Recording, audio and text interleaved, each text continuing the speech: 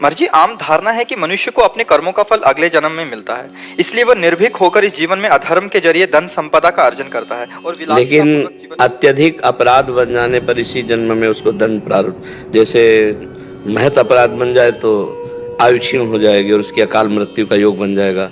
साधु अवज्ञा तुरत भवानी, कर कल्याण अखिल के हानि। छोटे मोटे अपराध तो ठीक है, लेकिन अगर महत अपराध बन जाए तो तत्काल लागू हो जाएगा। नहीं, अत्यंत दुष्ट को गोली मार दी जाती है, न्यायालय तक पहुंचाने की बात पीछे होती है, पहले उसको गोली मारी जाती है। नहीं तो न्यायालय कानून के अनुसार फिर अपराधी को फांसी या सजा मिलती है। लेकिन अत्यंत दुष्ट जैसे आतंकवादी है, क्योंकि अगर उनको चांस मिला तो फिर उनको मृत्यु दंड ही उनका सच्चा मार्जन है उनके अपराध का। तो जब महत अपराध बन जाता है तो फिर इसी जन्म में लागू हो जाता है। और साधारण अपराध बनते हैं शुभ अशुभ, तो वो उसके चलते रहते हैं, फिर भगवान देते हैं, क्योंकि अनंत जन्मों का हिसाब किताब है। तो हमें लगता है कि इस कानून को ऐसा ना समझा जाए कि गलत है। नहीं, हमारी भारतीय संविधान में भी देखो, सबको तुरंत दंड मिल जाता है क्या? 10-10 वर्ष मुकदमा चलता रहता है, जबकि एक प्रदेश एक देश और अनंत ब्रह्मांडों का हिसाब किताब अगर एक जन्म के बाद, तो फिर कोई आश्चर्य की बात नहीं है। कभी कभी 20-20 वर्ष हो जाते हैं मुकदमा चलते हुए, फिर उसे सजा होती है। तो इसलिए ये भागवतिक जो कानून है उसे उसको इसी जन्म में अशांति, उद्विग्नता, भय, शोक, चिंता, मृत्यु, ये तो प्राप्त होते हैं। और परिणाम जो होता है फिर कई जन्मों तक, जैसे भीष्म जी कह रहे हैं मुझे 100 जन्म तक याद है, मैंने ऐसा कोई पाप नहीं किया कि 6 महीना बाणों की शैया पर। तो फिर उदाहरण में भगवान ने आगे दिया कि आप एक राजा थे और आपने एक सर्प को झाड़ी पे डाला, कांटों पे, वो 6 दिन में तड़प तड़प के मरा, तो तुम्हें 6 महीना बाणों की शैया पर। तो मतलब हमारा हजारों सैकड़ों जन्मों का हिसाब किताब चल रहा है, पूरा रजिस्टर भरा हुआ है। अब रजिस्टर बढ़ाने नहीं आए, मिटाने आए हैं। हम ऐसा भजन करें भगवान का कि संचित कर्म भस्म हो जाए और क्रियमाण जो नए हो रहे हैं वो पवित्र आचरण हो और भगवत समर्पित हो, तो निष्फल हो गए, वो हमें बांध नहीं पाएंगे।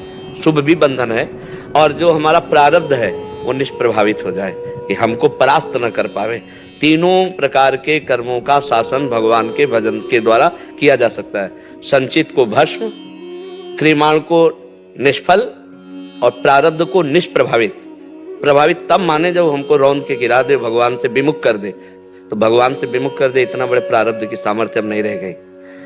तो हम ऐसा भजन करें कि विध्वंस कर दे संचित कर्म को और निष्फल कर दे क्रियमाण को और निष्प्रभावित कर दे।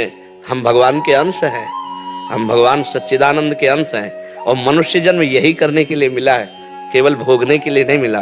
केवल भोगने के लिए पशु योनियां हैं, देव योनियां हैं, मनुष्य योनि नए कर्म का।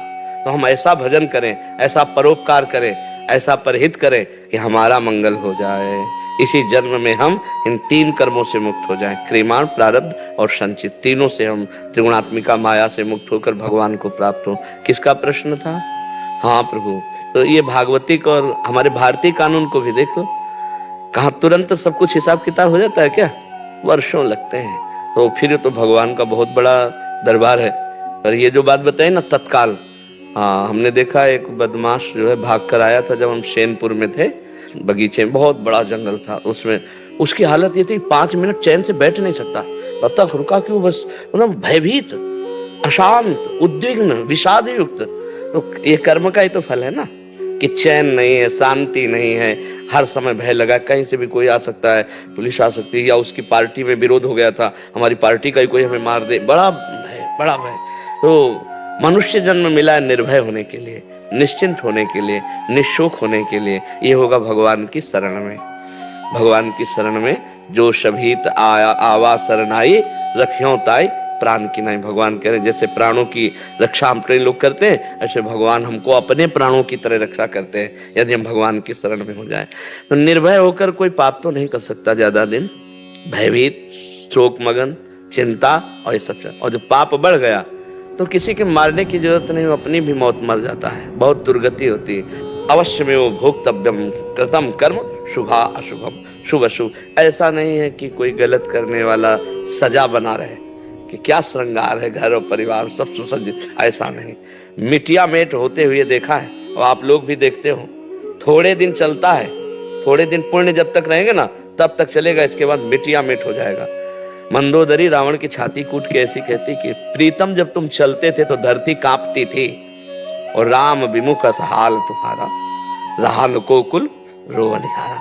प्रत्यक्ष दिखा देते हैं भगवान, पाप कर्म करने वाला अंततो गत्वा विनाश को ही प्राप्त होता है। हाँ, तत्काल नहीं है, तत्काल नहीं है कि आपने किसी का कत्ल किया और आप तत्काल आपका गला काट दिया, ऐसा नहीं, ना हमारे कानून में है और ना भागवतिक कानून में है। समय का इंतजार करो, अपने आप दंड मिल जाएगा, अपने आप दंड मिल जाएगा। तुम्हारा कर्म ही तुमको दंड देगा, तुम्हारा कर्म ही तुम्हें दंड दे देगा, कोई दूसरा दंड नहीं देता, कर्म ही देता है दंड। किसी की खोपड़ी में, तुम्हारी खोपड़ी में बैठ जाएगा, तुम्हारी खोपड़ी में बैठ के तुम्हारे हाथ से तुमको जहर खवा देगा, तुम्हारे हाथ से तुमको पंखे में लटका देगा, तुम्हारे हाथ से गोली शूट करवा देगा। कर्म बलवान है, इसलिए ऐसा ना मानना चाहिए कि बाद में देखा जाएगा, देखने लायक नहीं रहोगे, ऐसा दंड आता है देखने लायक नहीं रहो। सच्ची कहते हैं पाप से डरो, वो जब फलीभूत होता है ना तो अच्छों के भगवत प्राप्त संतों के शरीर में भी प्रारब्ध अपना प्रभाव दिखाना चाहता है। रामकृष्ण परमहंस जी के गले में कैंसर, बड़े बड़े महापुरुषों के कर्म अवश्य भोगना पड़ता है। इसीलिए कोई ऐसा ना समझो कि हमने जो कर्म किया उसका फल नहीं मिलेगा। अगर कहीं डिलीट कर सकते हो तो एकमात्र भगवान का भजन है, दूसरा कोई उपाय नहीं। भजन से ऐसा होता है, अगर ऐसा ना होता तो कोई जीवन मुक्त होता ही नहीं, कोई भगवान को प्राप्त ही नहीं कर पाता, सब कर्म भोग में फंसे रहते। भगवान के नाम में इतनी सामर्थ्य है, मिटा देंगे आपके संचित कर्म को, मिटा देंगे, पक्का मिटा देंगे। बहुत बड़ा गोदाम जमा है संचित कर्म का।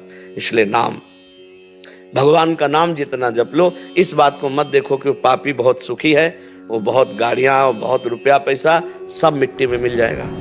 अब आप अविनाशी है नहीं कि आप देख सको, शरीर विनाशी है, दृष्टि प्राकृतिक है, नहीं बिल्कुल मिट्टिया में दिखाई देता है। एक दो नहीं, कई उदाहरण हमने देखे, कई उदाहरण देखे।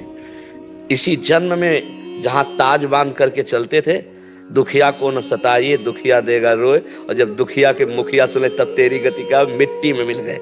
इसलिए बहुत कर्म किसी को बख्शता नहीं है, इसलिए मत सोचो कि हमारा पाप कर्म कोई जान नहीं पाया, लेकिन सरकारी बैंक में जमा ब्याज सहित मिलेगा तुम्हें।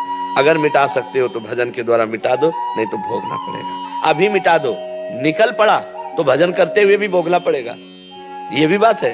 पूर्व का जैसे बाण छूट गया, वो तो लगेगा कि जो तूड़ीर में उसे भस्म कर सकते हो, तो जो संचित कर्म है वो तो भस्म हो जाएंगे, लेकिन जो प्रारब्ध बन के आ गया, अगर भजन में चित्त लगाए तो प्रभाव कम रहेगा, पर शरीर में रहेगा उसका प्रभाव। आप समझ पाए प्रभु?